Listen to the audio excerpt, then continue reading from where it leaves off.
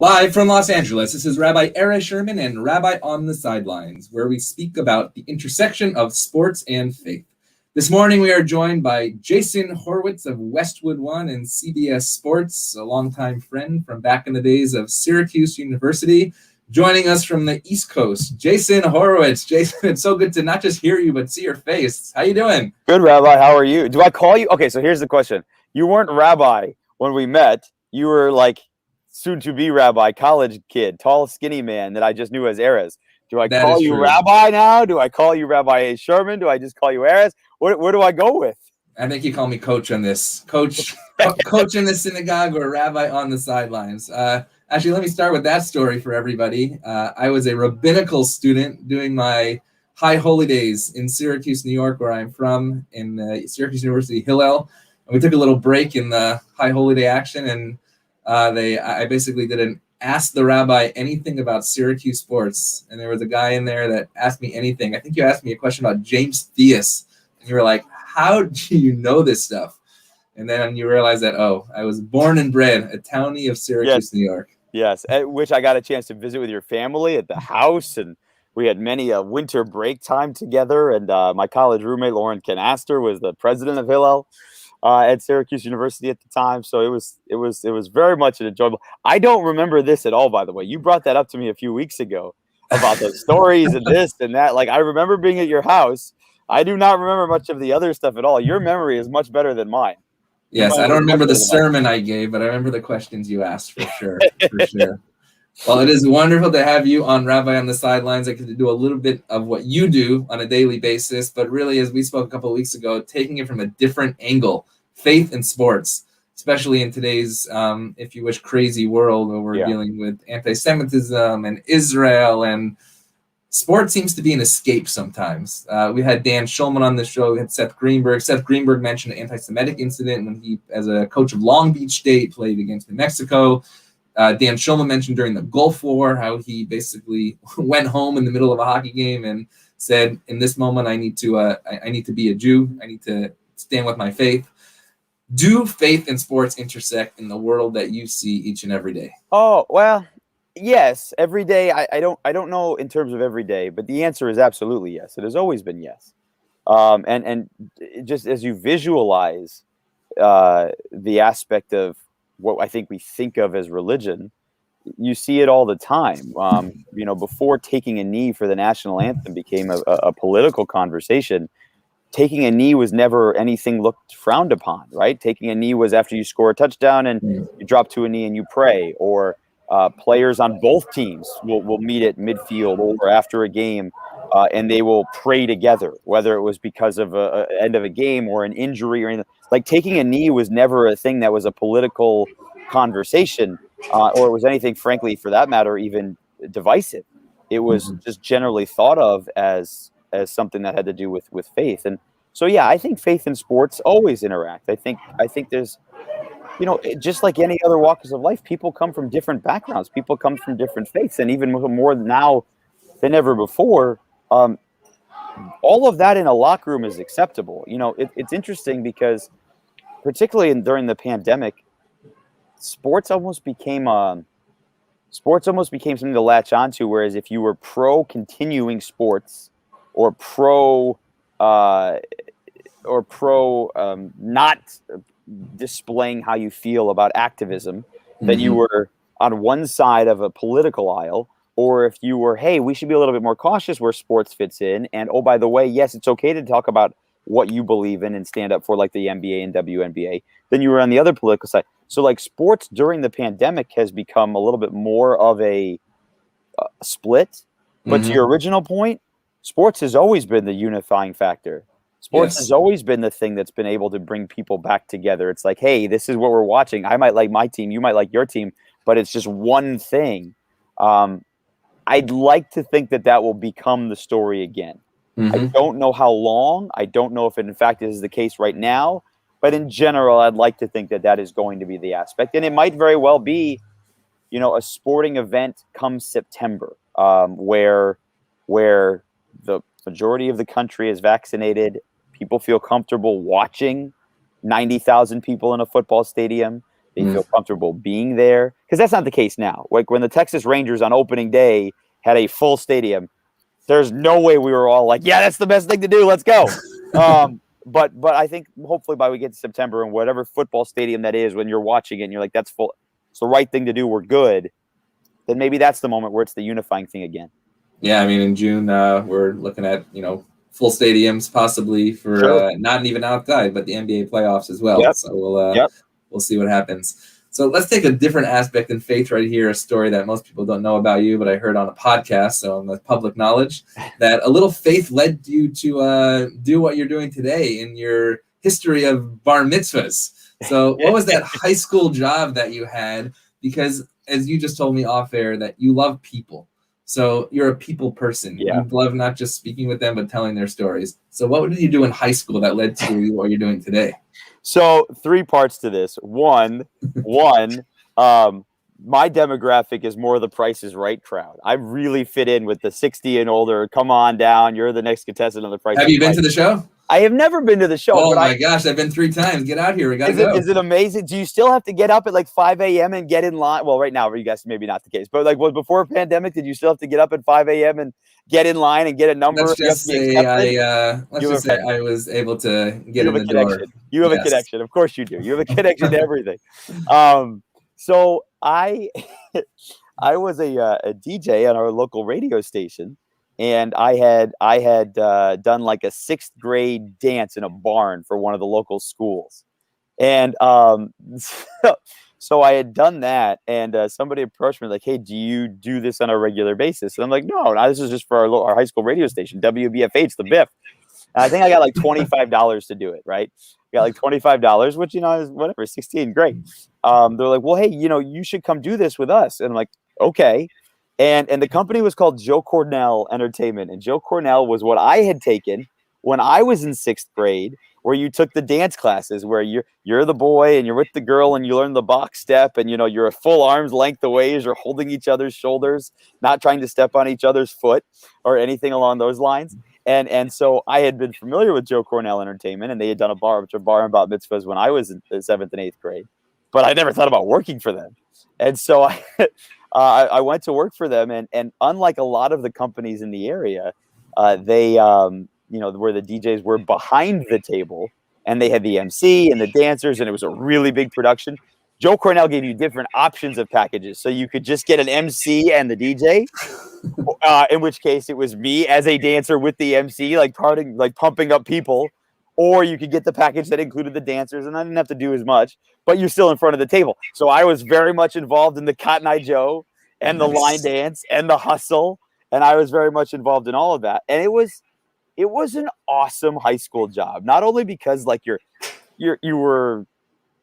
had the piece of paper that allowed you to be out past 1 a.m. for whatever the Michigan laws were, where you couldn't be driving at 16 beyond midnight, but also like I was hanging out with college kids who were like, hey, you want to come up to Michigan State and hang out? I'm like, yeah, sure. My brother didn't invite me this weekend. I'm all in. So it was an awesome high school job. And it's, like you're enjoying moment. You are part of moments when people are having hopefully a wonderful, if it's spiritual, great. If it's second, whatever it is, just a wonderful moment for their family.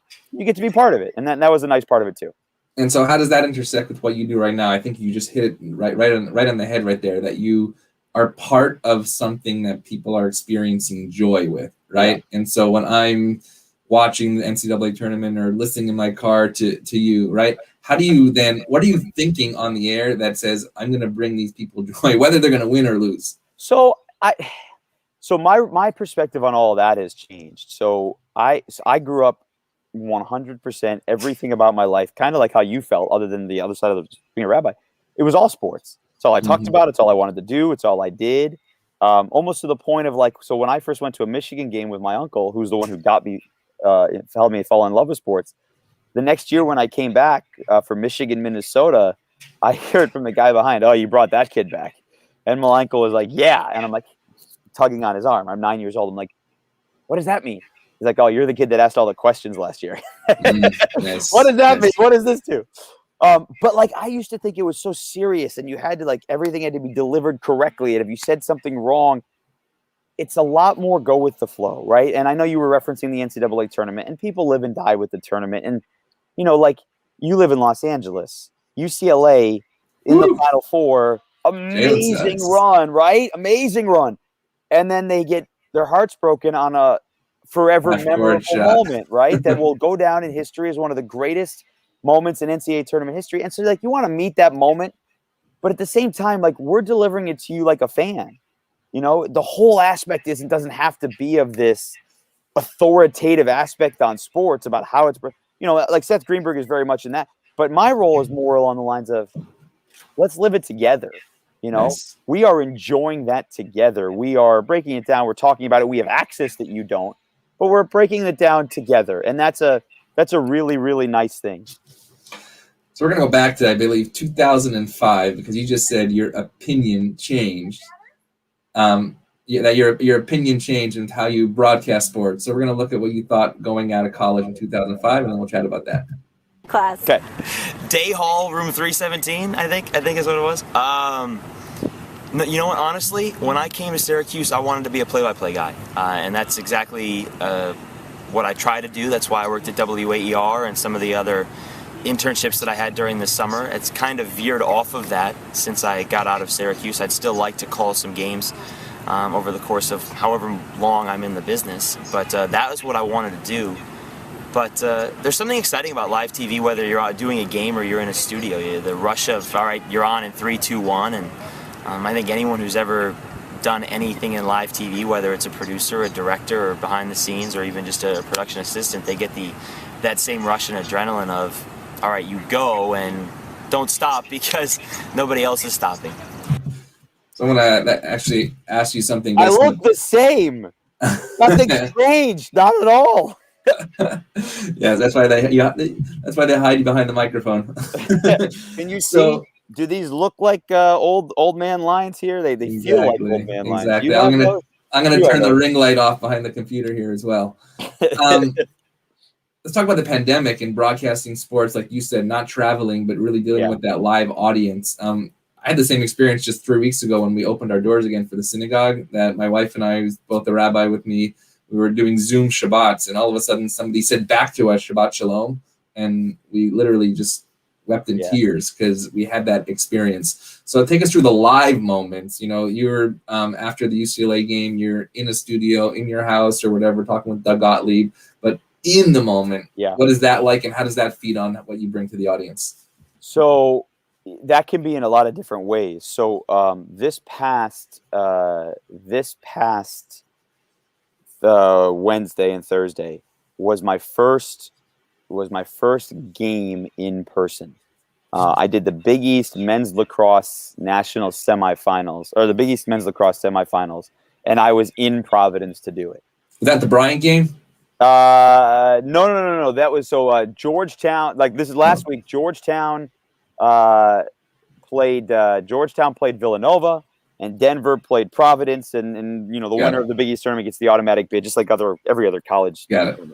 So I had done that, but I had not been in a venue since February 29th, 2020. I have traveled a couple of times over the last year and a half. I traveled out to Los Angeles. That's where we did our studios for the NCAA tournament. And then I was in Cleveland to do the NFL draft. But the NFL draft still on radio, you're there, but it's still a little bit different. And we didn't have the audience in front of us. We were put aside. And so it's still, we were together, but it could have been a studio. But for this, it felt different because you watch the players warming up. You're seeing their excitement. You're walking past them to get to the booth. You have people around you, all of those things. It wasn't a full stadium or anything like that. It wasn't what you become accustomed to when you're doing all this. But one of the things that you played that clip about saying I wanted to go to Syracuse to be a play-by-play guy, and there's the rush to the studio. All that's totally true. When the NCAA tournament music comes on, even though I'm by myself or with Doug in a studio or whatever that is, it's still that here's Jason Horowitz, and like you get excited, and that's awesome. But one of the reasons the last 7 years that I've gone back to calling games and will continue to do that, when you are sitting in a stadium, when you are sitting in a basketball arena and it has people in it, they're there because they care. Mm-hmm. But also they're there because it's something to do. And the last game I did before the pandemic, it wasn't, I know you had Dan Schulman on. It wasn't Duke, North Carolina. It wasn't Michigan State. It wasn't anything like that. It was Bradley Loyola of Chicago and the winner won the Missouri Valley Conference regular season. And then the Missouri Valley tournament was going to be the next week. There were 11,000 people in the Peoria Event Center or whatever they're. Everybody cared. Everybody there because it's a small town, right? It used to be a bigger town. It's a small town with a school like Bradley in it that is the center of it with history, but that people generally don't talk about. But to them, it matters. And so one of the things that I've started doing when we're at arenas, and obviously it's been a couple of years since I've done it, in the middle of a game, I tried, and I put on a little Post-it note just to remind myself to do it. At some point, or sometimes 2 points, I will take my headset off in the middle of a game while we're in a call, when I know I have a few seconds, just to hear. Because you hear the crowd noise piped into your headset, like that's normal. You get that, and you can get different volumes and all that stuff. That part's normal. But it feels different when you actually take it off like you are sitting in the stands. Mm-hmm. And so like the first time I ever did it is at Rutgers, actually.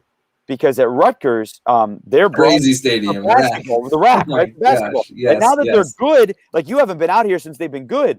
Now that they're good, that place has got 10,000 every time, and it's like a what is it? A trapezoid?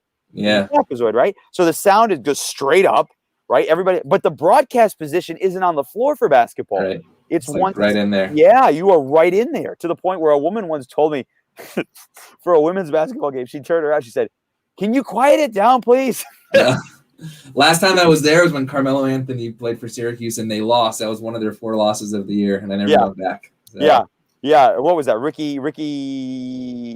Quincy Doobie? Was it Quincy Doobie? Yeah, like a 3 off the backboard. It was crazy. But like that's something really cool. Like that's what we all live for, right? You all live the best environment that I have been in to call a football game. I've been in a lot of great Super Bowls, national championship games, but to actually do the play-by-play.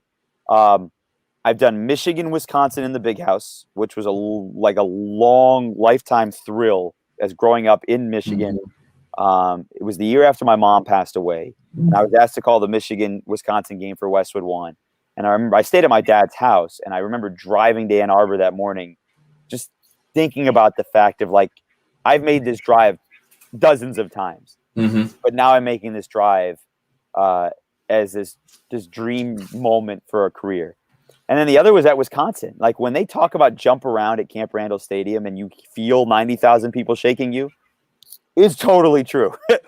And Wisconsin, Iowa for the Big Ten West Division a couple of years ago was unbelievable.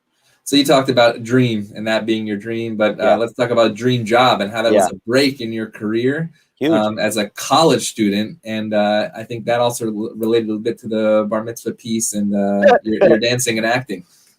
So it does actually. So Dream Job. So the auditions for Dream Job, and for people who don't know, Dream Job was kind of like American Idol for Sports Center. They wanted it was basically the same thing. They held auditions in different cities across the country, and from those, let's call it 10 cities, they whittled it down to a semifinal in New York City, where you had to audition again for, at the time, the guy who was the head of their talent department, Al Jaffe, among others.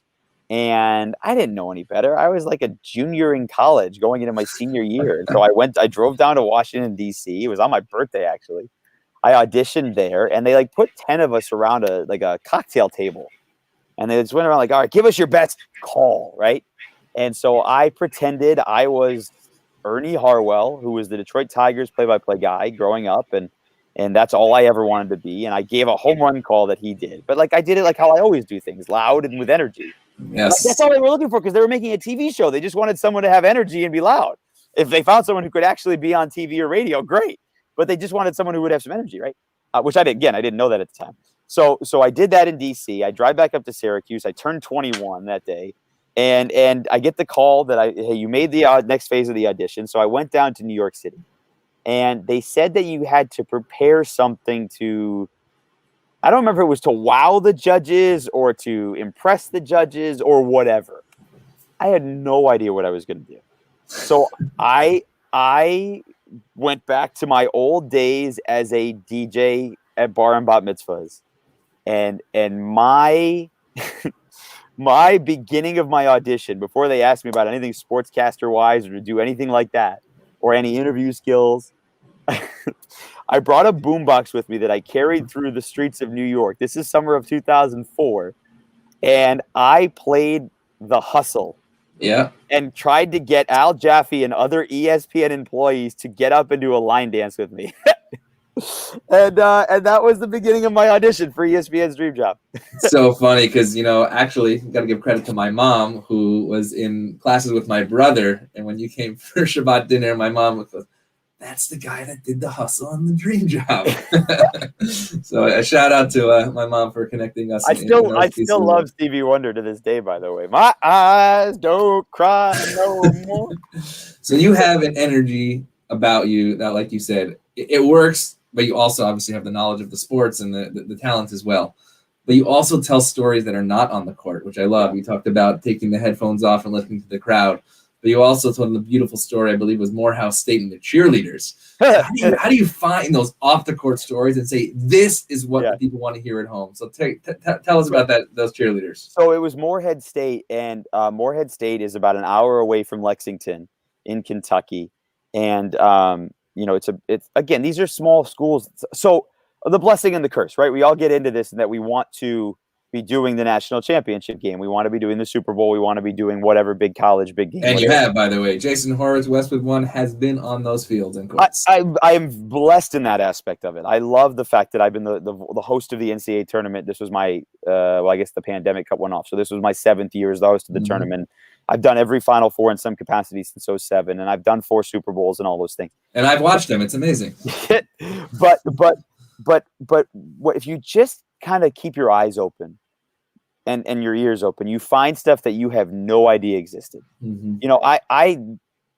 Morehead State is in the Ohio Valley Conference, and so is Tennessee Martin.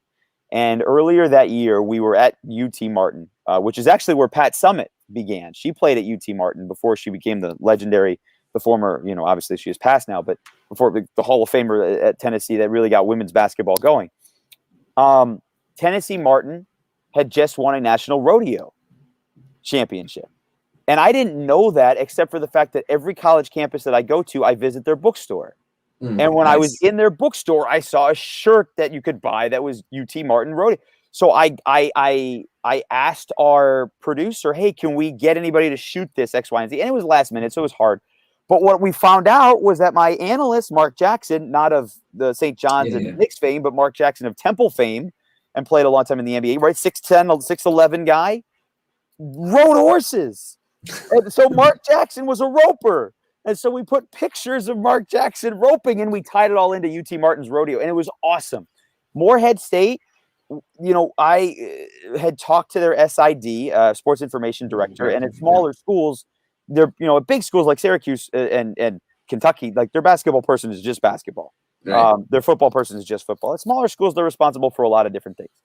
And their basketball person told me, hey, we just won our 43rd, I think it was, cheerleading national championship. And it comes in different forms. There's individual, there's dance, there's pyramid, there's whatever, but they just won. So there was nobody there. Kentucky basketball was playing a game at noon Eastern, the same time that we were doing our game, Morehead State. And I don't even remember who Morehead State was playing. But the cheerleaders were there. And so at halftime, we had set it up that I was going to go up in the pyramid with Morehead State. And we filmed it and we shot it. And I was terrified. Have you ever been on the top of a pyramid? I have not. The closest I've been is to the top of an arc. It is absolutely horrifying. But that's the type of stuff. And the radio show that I've been doing for the last few years with Sirius XM, it allows for this type of stuff too. One of the other things, do you know that there's collegiate meat judging, and it's a competition? Do you know this? There's the kosher deli one, and then there's no, it's not about the kosher cut. But just like when you get a grade of beef, when you get a grade of a certain type of sirloin or a chuck or whatever it is, someone had to make sure that was done properly, and that's like a good cut. So all around the country, there are universities that specialize in meat science. Wow. And we were having a conversation dead in the summer. It's college radio. It's May or June. We weren't really breaking down the upcoming season yet. and we were talking about all these random sports that colleges host. And we came across collegiate meat judging. And Oklahoma State was the defending national champions. And we called their coach later that day, and we booked her for a spot on the next day's show. And like, she and I have now developed a relationship. Her name is Gretchen Mayfie. She went to Texas Tech. Texas Tech is also great at meat judging. So there's a rivalry, but she's the coach at Oklahoma State. And like a year later, she brought Oklahoma State, because they were doing a competition in Pennsylvania. She brought them up to New York, and they were in the studio with me, the team, to do a spot. And like that blew my mind, because like Ohio State's good at meat judging, Colorado State, Texas Tech, whatever. And like those are the things you find out if you just kind of just enjoy it, right? I love the enjoyment. It seems like it's not work for you. It's the finding the story that, as you said in the beginning, actually brings joy and a sense, I don't want to just say entertainment, but a sense of connection with people. Like you said, you brought them in the studio, but you actually create this relationship with the people. Yeah. And that's been one of my favorite things about you as well over the years. You know, one of the things, and like this is what you're doing right now, like you're the interviewer today, and this is great. But like, okay, when you bring someone on for a radio show that's not a podcast, so you are a little bit constricted by commercial breaks, or in our case with Westwood One, because of pregame show lengths, our interviews air 4 minutes, but the coach and I will talk for 10 or 12. You're asking about the upcoming game, you're asking about the storyline, and like all that stuff, but they're asked that stuff 6 times a week, right? And I'm more interested about, particularly in the last year with the pandemic, what are you doing at home? Oh, you built a pool? Great. What are your favorite strokes? Oh, you don't actually know how to swim? Well, let's talk about that. Like that type of stuff. Like that, I find that stuff far more enjoyable than everything else. But how do you dig that out, right? Because you're right. A lot of people are saying, Coach Boeheim, is the zone defense going to stay even though the press isn't working? Or, right. How do you dig that out of people? Is it the research? Is it just like, how do you allow people to express themselves in a way that they usually wouldn't in any other way? So I'm not very intimidating. That's A. like I'm generally pretty like this, right? When we bring on guests, you bring them into the conversation that you're having, right? If it's something about, yesterday we were having a conversation about butt dials on our show. And like, just because, what show is this? So everybody knows. So on Sirius XM, I host College Sports Today, which is 1 to 4 Eastern on ESPNU channel 84. But also I do work on the Big Ten channel and the ACC channel, which is 371 for ACC and 372 for Big Ten, on Sirius XM. But like, we were having a conversation about butt dials because someone texted me, they called me, and I said, hey, I can't talk right now. They're like, oh, I didn't mean to. It was a butt dial. And it was during the show, so I just brought up this idea. Like, I really believe that 75% of people who tell you they butt dialed actually meant to call you, but they don't want the embarrassment of you be like, I can't answer right now. Interesting. And so like that became like 4 or 5 minutes of just general whatever. And we had an interview scheduled, and he came on, and he's listening to this as like we was waiting for 45 seconds. So then we got his take on it. So like, it just, some people are into it. Some people only want to get in and get out, and they're just doing it because they have to. And you get that sense pretty quickly. Yeah. But if they're into it, then like those are the things that are, they humanize coaches. It's not just coaches though. I think it's also human beings. I mean, I had Coach Boeheim here for 45 minutes, and I didn't say a word because he was talking about his 2 hairs he owns on the horse in the in the Kentucky Derby. Yeah. But like, to talk to a hero of mine like Coach Boeheim, and to talk about the work that he's done in special needs that he doesn't publicize, right, that I've seen. Or to talk about Coach Phil Martelli about Coaching versus Cancer and why he wants to crush cancer. To talk to Chelsea Hopkins, who played in WNBA, who's now in Israel, who today I reach out to her to say, how are you?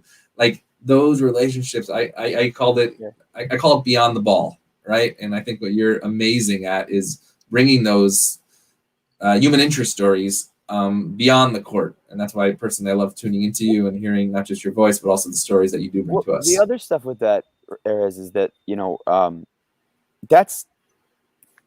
that doesn't just have to be for obviously this medium or this line of work. I mean, that's just daily life, right? I'm coaching 2nd grade softball.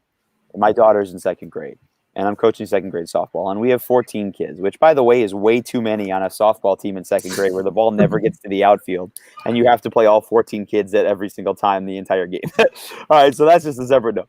But, like, I have tried to take it. It's like, what do you like to do? Find out their interests, right? Mm-hmm. And I'm not a coach. I am definitely not a coach. I love like having these kids have fun and all that stuff. I am not a coach in that regard. But, like, good coaches get the best out of their players because they care about their players and they find out what is the best that, obviously at a higher level makes their players better. But a player will play his or her best for a coach that they believe actually cares about them and has some kind of knowledge or interest about them, or remembers the simplest things like names. Mm-hmm. Right? Like a parent was shocked a couple weeks ago that I remembered another parent's name. But like, that's the simplest thing we could do is names, right? But like, even that became politicized this year when Kamala Harris was running for vice president because people were like, oh, I'm just not going to, it's just a name. I can't. What do you mean it's just a name? The name is the thing that you hold most sacred. It is the thing that you should learn. I love that moment actually right there. And you mentioned a couple of weeks ago that you're actually involved with your own faith community, specifically in membership welcoming. Yeah. And we talk about that all the time, that somebody can walk into a sacred space every single week for whether it's Sunday church service, Saturday Sabbath service, and nobody will know their name. And how does that name mean something, not just to them, but actually to the whole community as well? We all have a need for belonging, right? My wife kids me all the time that I have FOMO, fear of missing out, which is totally true. I've always wanted to be one of the cool kids, and I never was. You made it on Rabbi on the Sidelines, Jason Horowitz. But like that today, I believe this is, if it's today or yesterday, but like Mental Health Awareness Day, right? And it may be a week, it might actually even be an entire month. But I think as we get older, you realize everybody's going through something. And sometimes we don't take the time to stop and realize that someone's actions towards you, conversations with you, you're like, oh, why are they feeling that way? Why are they saying that? What did I do to them? It's not about you. It's about what they're going through. And I think, we all have so much going on in our own lives. Obviously, this year has taken a toll on everybody in so many different ways. But we don't stop to think about what someone else is going through, because we and this is normal. This is not a bad thing. It's just you internalize it based on how you see it, how you're feeling it, how you're experiencing it.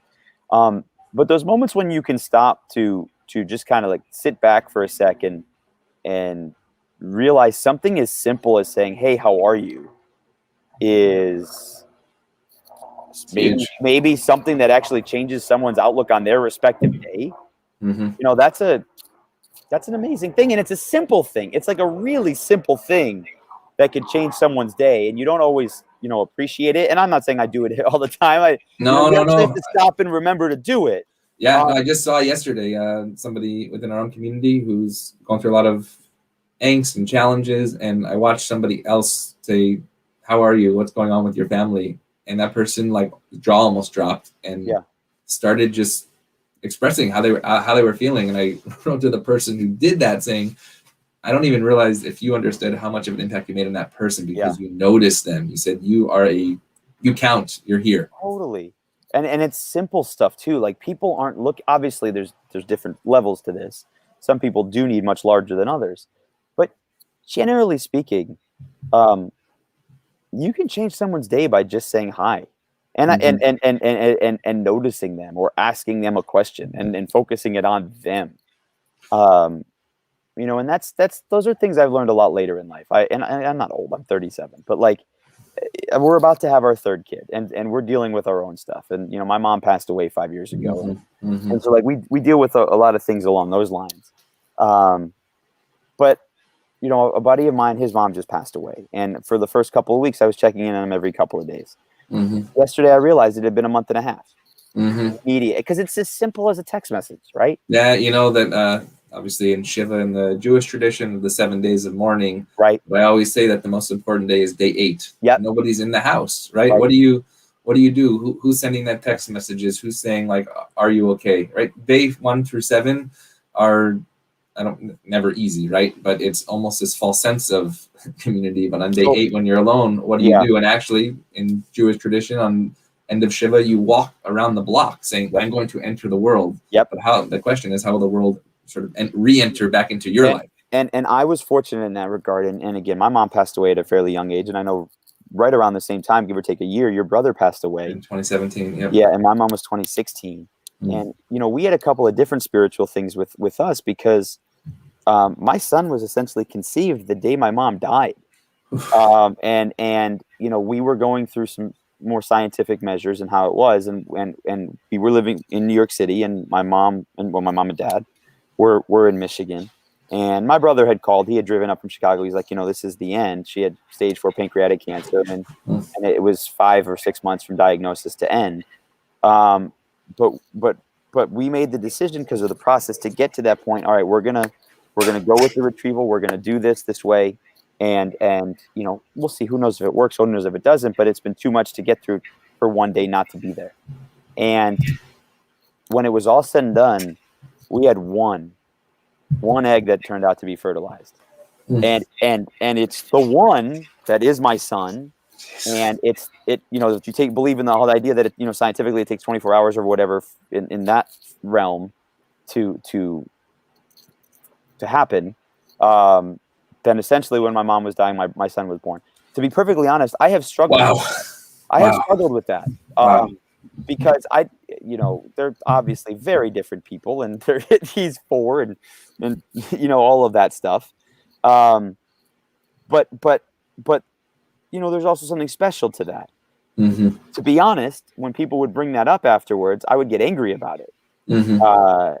Because I didn't. That's a lot of pressure on different levels. Mm-hmm. But there's also a lot of beauty in that as well. Absolutely, and memory is something that we do well as Jews. We do well as human beings, and it perpetuates not just our future, but also allows us to remember our past. I mean, the kippah that I wear right here is one that I have not taken off my head since 2017. It was given to me as a gift, really as a gift of blessing for the memory of my brother as well. And it's so fascinating because we started with the fun, the ordinary, the mundane, but what's so important to people about sports. Like I said, I listened to every one of your broadcasts for Westwood One, Super Bowl, etc. You've been on those fields. You've interviewed the greats. What I highly admire about you is actually you don't change on air or off air because you are a human being that tells a story and that finds the important stories that also need to be told as well. Yeah. So back to the mundane just for one more moment, because I am sitting down the street from Westwood, and not Westwood One, but Westwood and Pauley Pavilion.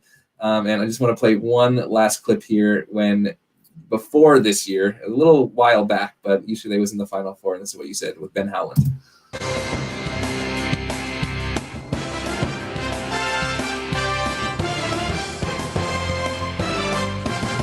Hey, how are you, folks? And welcome back to Destination San Antonio, presented by Coors Light. Jason Horowitz alongside head coach of Columbia, Joe Jones, CBS College Sports Network, Steve Lapis, and CBS Sports' Bill Raftery.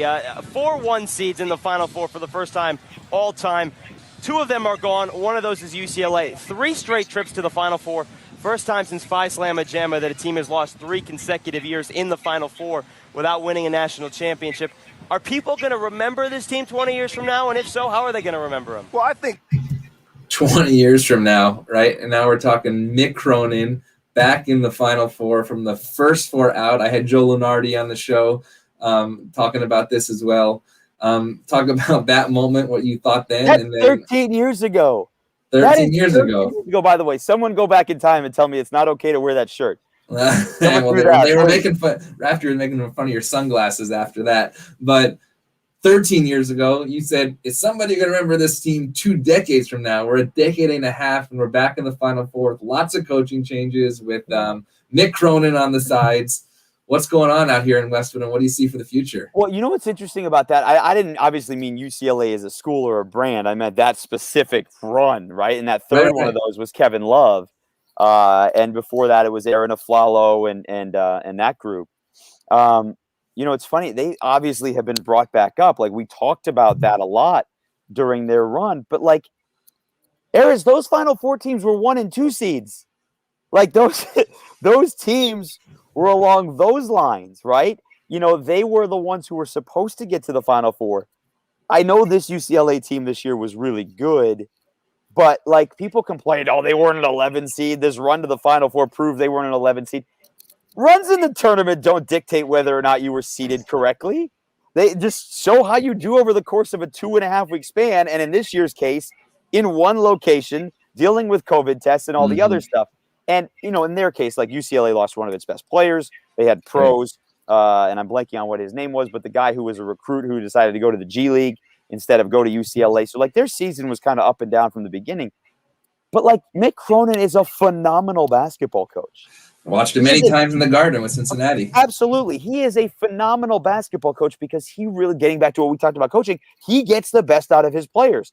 And the guys, he doesn't generally have all these big-time superstars. If you go back to Cincinnati, they were grinders. They were good defensive players. He would find some guys that could be offensive, but they weren't like his days at Cincinnati. They weren't all these guys that are like, that is absolutely the most talented team. He got a different opportunity at UCLA. But you know what's interesting? Like, he had his own, I don't know that demons is the right word to get through, but like he had his own hurdle to overcome. He had never been, I don't think he had been to the Sweet 16. Right. He had all those times in Cincinnati, and they couldn't get beyond the second round either. And so not only did they do that with some upsets and then pull upsets along the way, I mean, they knocked off a 3 seed, they knocked off a 2, they knocked off a 1. They were right there with Gonzaga. I mean, it was phenomenal what UCLA did to get to the Final Four. And I think if I, you know, assuming this stays the course, they're going to be preseason top 10 for sure. Probably preseason top 5 and an expectation to be in that 2-3 line again next year. Well, the day after I called the ticket office and got a couple tickets for my kids because it's walking distance and Wait a minute, was that your connection again, or was that more of the lines of like, well, we actually have to pay for these? No. They're a paid ticket. Absolutely. But we're excited to head to Pauley to see the excitement. You know what? 2 years ago, I took my dad to Pauley for the first time. He's like, this isn't the Carrier Dome. What is going on out here? Honestly, like that, it's crazy you say that. So like I can't remember like what we were talking about in 2005 when as you were recalling that, but like my memory for sports stats and things along those lines are there, and they're like generally in chronological order. Like I could go backwards 2021 to like 1990 or whatever and tell you the Heisman Trophy winner, and probably have a slip up now here or there, but like, and the same thing holds true for NCAA tournaments and stuff like that. But like, if you look at some of the things that we thought of in high school or college about like, oh my God, UCLA, the win championships, this and that, and all the things, and then you finally get Pauley Pavilion is not as impressive as you think it is. Now it's been renovated and all that stuff, but it's not as loud. You know, there hasn't been as much attention paid. UCLA hasn't been the same. They're still waiting for the days of John Wooden. Which nobody can live up to the days of John Wooden, right? Like that's never going to happen. But Mick Cronin has a new excitement, right? Again. Absolutely. And I think he'll capitalize on that. And by the way, you know, USC does too. And if USC football ever gets that back, he'll have that opportunity where they'll be there. You know, Chip Kelly. You know, we'll see. No, and I've been blessed to, you know, as you know, live down the street from the Carrier Dome with that type of big house, loud house environment, and you feel it. You feel the community. You feel the need to participate in something actually really greater than yourself. Yeah. So, Jason, we are honored, thrilled, and delighted that you were able to join us here on Rabbi on the Sidelines. Beyond your amazing voice and intellect and knowledge on the court, off the court, Westwood One, CBS Sports, Big Ten Network, Fox Sports. As we like to say, you're a mensch, an amazing human being, and we are excited to see the future. Jason Horowitz from Westwood One right here on Rabbi on the Sidelines. We'll see you next week.